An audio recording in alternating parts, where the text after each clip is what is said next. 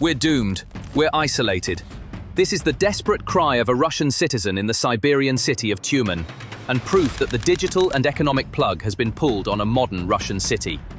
This is not a cyber attack, nor is it a technical glitch. This is a digital civil war launched by the Kremlin against its own people. Putin's regime is so terrified of the panic caused by Ukraine's deep drone attacks that it found the solution in cutting off mobile internet in Russia's major cities. Across a vast geography, from Sverdlovsk to Kurgan, from Tyumen to Murmansk, the service unavailable message did not just appear on smartphones that had turned into bricks. Simultaneously, it appeared on POS devices in stores, on bank ATMs, and on Yandex terminals in taxis. Trade came to a sudden halt. This digital collapse merged with the physical collapse, which is now the new norm rather than an exception. Just like the tens of thousands of people frozen in the Moscow suburb of Podolsk when heating pipes burst at -20 degrees, and the hundreds of thousands plunged into darkness when the Luch thermal power plant in Belgorod shut down after the Ukrainian attacks. The regime can no longer fulfill its most basic promises. So, how exactly was this digital blackout implemented? This was not a random fiber optic cable break, but a military protocol planned at the highest levels of the state and coldly applied to civilian infrastructure. The operation began with an emergency order sent by Roskomnadzor, Russia's digital censorship body and the executioner of the internet, to the country's big four mobile operators, MTS, Megafon, Beeline, and Tele2. This order demanded the interruption of mobile data traffic, even in cities thousands of kilometers away from Ukraine, citing elements that threaten national security, such as drone attacks or videos of civilian panic. The technical implementation of this interruption is part of a scenario that the Kremlin has been preparing for years. This is not as simple as flipping a switch. It is more of a sophisticated, digital choking operation. It was carried out through Russia's Deep Packet Inspection, DPI system, a national system that allows it to monitor, filter, and slow down all internet traffic. DPI hardware was made mandatory for all operators under the 2019 Sovereign Internet Law. Using these systems, operators either completely blocked certain protocols, particularly social media platforms such as Telegram, WhatsApp, and YouTube, or rendered them unusable by deliberately slowing them down, a method known as throttling. The effects of this technical choking became even clearer when combined with another outage on January 30th, 2024. That day, a malfunction in the technical infrastructure responsible for the .ru domain name pulled the plug on Russia's national internet. As documented by the Moscow Times, massive platforms such as Yandex, Sberbank, and Vkontakte became inaccessible for hours. This incident, whether an intentional test or an accident, demonstrated how fragile Russia's digital infrastructure is and how even a single failure can bring the civilian economy to a halt. The deliberate outages in Tyumen and Sverdlovsk exploited this fragility as a weapon. However, the crisis is not only digital but also physical. Russia's home front is being hit from two sides, one from outside by Ukrainian attacks, the other from within by systemic decay. The blow from outside is physical proof of the "war coming home" theme. Ukraine's precision strikes on critical civilian infrastructure, such as the Luch thermal power plant in Belgorod, are systematically plunging cities into darkness. Belgorod Governor Gladkov admitted to significant power outages following these attacks. The Kremlin's response to these attacks is less about strengthening air defenses and more about cutting off the internet to prevent news of these attacks and images of panic from spreading. The blow from within is even more shameful: the system's own inadequacy. The massive heating crisis in Podolsk, near Moscow, was not the result of a drone attack. It documented that tens of thousands of people were freezing in -20-degree weather, the cause being decades of corruption, neglect, and the diversion of resources to the front lines. While people were freezing, the first reaction of local authorities was again to suppress information and try to prevent protests.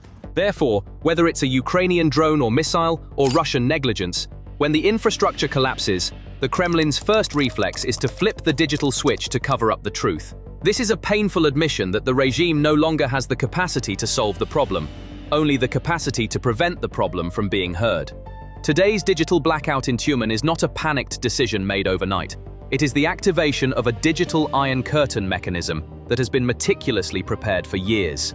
The legal, technical, and strategic foundations for this collapse were laid long before the war began, in 3 distinct phases. The first piece of this digital guillotine was installed in 2019 with the passage of the law known as the Sovereign Internet Law, but referred to in public as RUNET.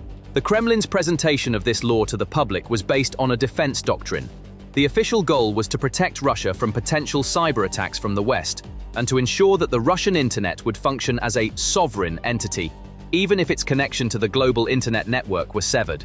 However, even at that time, independent analysts and civil society organizations pointed out that the law's real purpose was not to counter external threats, but to suppress internal opposition. Independent sources emphasized that the most dangerous provision of the law was that it forced all Russian internet service providers to route traffic through a single central gateway controlled by Roskomnadzor. More importantly, these ISPs were required to install Deep Packet Inspection (DPI) hardware supplied by the state. This hardware gave Roskomnadzor the power to filter, slow down, or completely shut down specific websites, applications, or even entire regions nationwide with the push of a single button. At the time, this law was seen as a digital guillotine designed to suppress a future civil uprising. Today, this guillotine is being used to suppress a drone panic.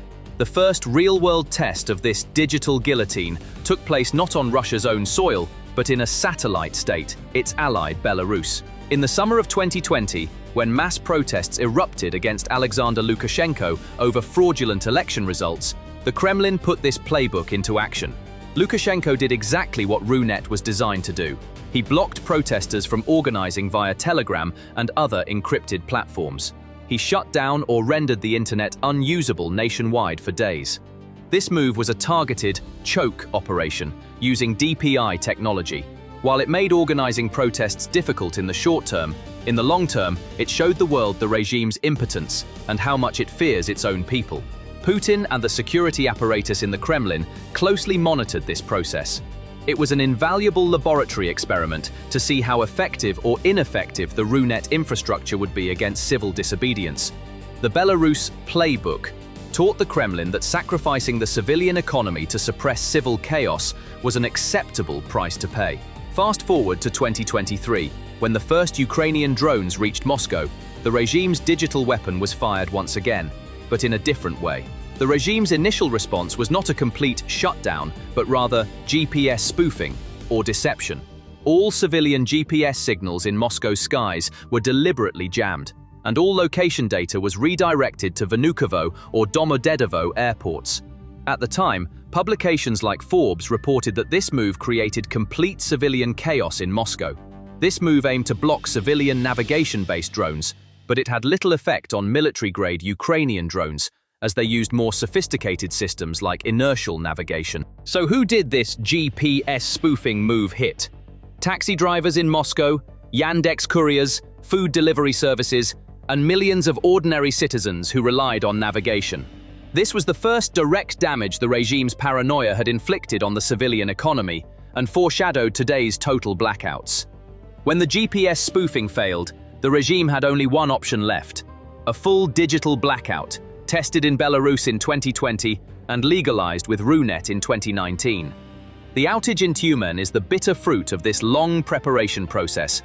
The digital switch pulled by the Kremlin to stop the drones created a domino effect, breaking the backbone of Russian civilian life and the economy.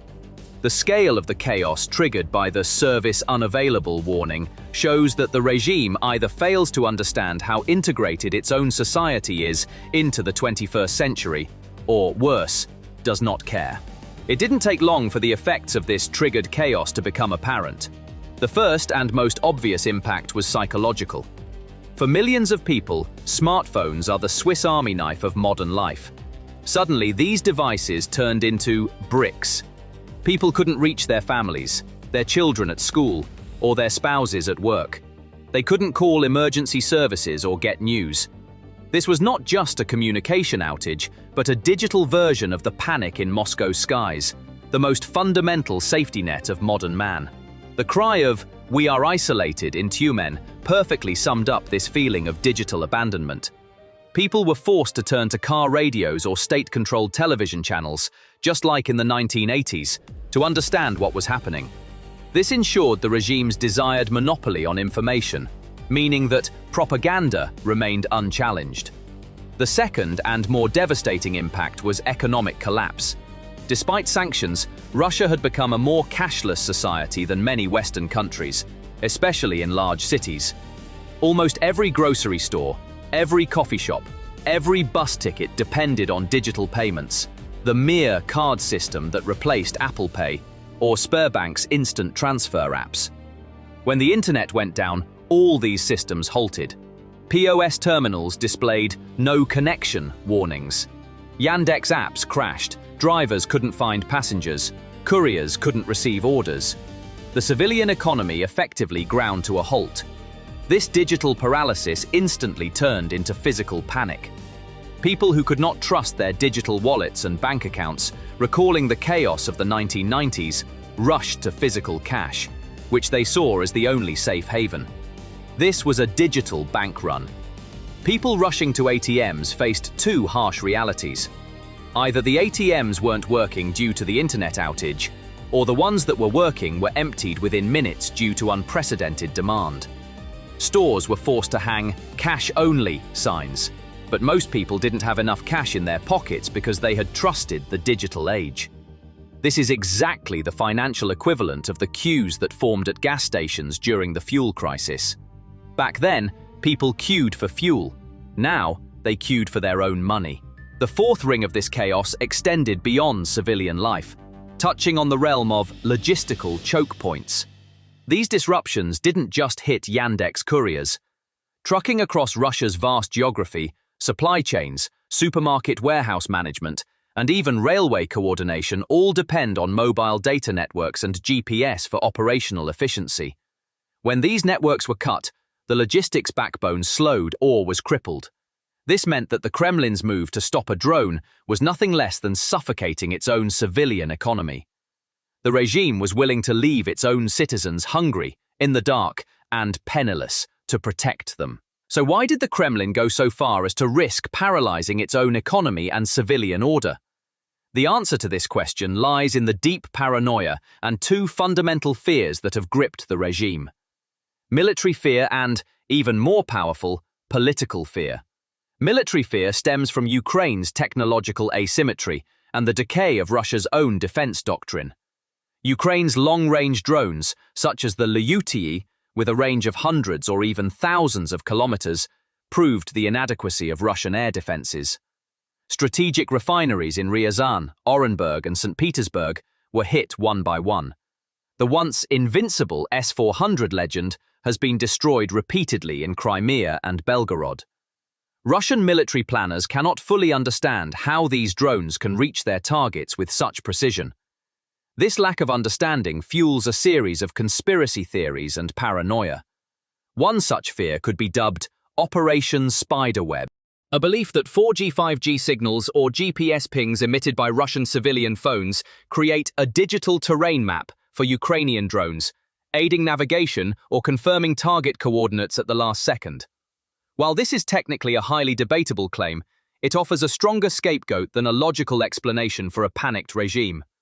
The regime prefers to say, "Our people's phones are helping the enemy," rather than, "Our air defense is inadequate," and is therefore silencing those phones. The second fear, and the one that is far more dangerous for the Kremlin, is political. The fear of losing control of information. The regime fears not so much the burning of the refinery in Ryazan, but rather the spread of uncensored, high-resolution images of the fire, taken with civilian phones, on Telegram, and in the international media. It fears that the angry videos shot by people freezing in Podolsk will undermine the regime's narrative that everything is under control. As in Belgorod, these civilian videos are undeniable evidence that shatters the wall of illusion and proves that the war has come home. Cutting off the internet is a feeble act of censorship designed to prevent this evidence from reaching the outside world, to prevent civilian panic from turning into organized anger, and to hide the cracks in the regime's wall of propaganda. When the Kremlin makes this move, it believes it gains a short-term security advantage. Perhaps it makes it harder for a drone to receive a signal. Perhaps it prevents a partisan from sending coordinates, and certainly, it delays the spread of the video of the anger in Podolsk or the explosion in Belgorod by a few hours. This is a few hours of breathing room gained in the information war. But the price it places on the other side of the scale is a strategic disaster. When the internet is cut off, you strangle your own digital economy. Banking, logistics, and trade grind to a halt. You destroy the last shreds of your people's trust in the regime. The promise of stability evaporates. You confess your own vulnerability to the entire world. A powerful superpower does not have to cut off its own people's internet because of a few drones. And most ironically, by preventing civilians from accessing information, you leave them more vulnerable to potential dangers. Remember the Belgorod governor's admission that there could be glitches in the missile threat warning systems. Those systems are also connected to the internet. Cutting off the internet could mean leaving civilians unaware of an approaching missile. Ultimately, cutting off the internet is like burning down a house to protect it from a thief. Maybe the thief can't get in, but there's no house left to protect. These digital and physical disruptions are not isolated crises, but interconnected parts of the bigger picture. This picture is the tearing apart of the tacit social contract Vladimir Putin has maintained with the Russian people for a quarter of a century. It is the moment crystallized in the darkness of Belgorod, spreading digitally across all of Russia. Putin's paranoia now appears to have become the regime's greatest enemy. As the Kremlin loses the war against Ukraine, it is now on the verge of losing this digital civil war it has launched against its own people. Phones have become bricks. Cities have turned into digital prisons. While trying to protect themselves from Ukrainian drones, they are suffocating their own civilian economy and social order. A man who came to power promising stability is dragging Russia back into the chaos of the 1990s with his own hands. This is no longer a military defeat, but a moral and systemic collapse, the self-destruction of a regime enslaved by fear. At the end of this story, it is not drones or missiles, but the helplessness of a state that has lost the trust of its own citizens. After all, what goes around comes around. So, what do you think about this? Please share your thoughts in the comments. To stay updated on new videos, please subscribe to our channel and don't forget to turn on notifications. Thank you for watching.